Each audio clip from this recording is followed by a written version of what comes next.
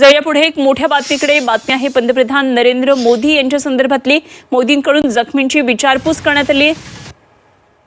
तर दिल्ली स्फोट प्रकरणामध्ये पंतप्रधान नरेंद्र मोदी यांनी जखमींची भेट घेतली आणि त्याचे काही फोटोग्राफ्स आपल्याला पाहायला मिळतात। रुग्णालयात जाऊन विचारपूस करतात पंतप्रधान नरेंद्र मोदी। दिल्ली स्फोट प्रकरणामध्ये जखमी झालेले हे सगळेजण, त्यांच्यावर सध्या हॉस्पिटलमध्ये उपचार सुरू आहेत। पंतप्रधान मोदी भूतानच्या दौऱ्यावर 2 दिवस होते।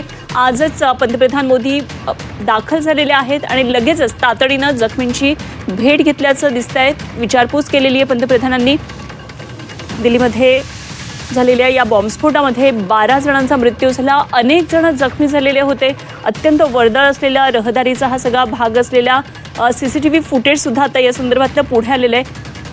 मोठ्या प्रमाणामध्ये जखमी आहेत। या संपूर्ण घटनेमध्ये पंतप्रधान मोदींनी आज या जखमींची विचारपूस केली आहे, त्यांची भेट घेतली आहे।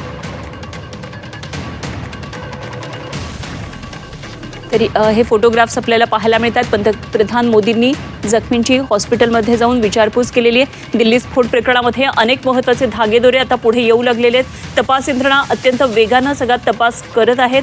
त्याचबरोबर राजकारण सुद्धा चांगलंच तापू लागलेलं आहे।